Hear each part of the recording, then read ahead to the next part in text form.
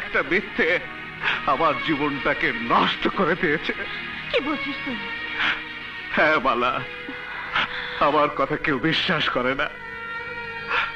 আমার বুবু আমাকে ঘৃণা করে।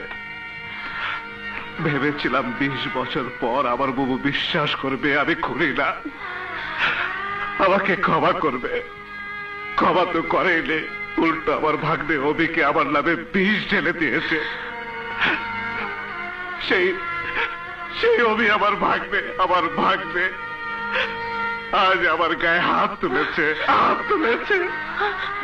ভাগ্নি হয়ে মামাকে মেরেছে? তুই 5 জনের কাছে নালিশ জানা। নালিশ? হ্যাঁ, নালিশ? নালিশ?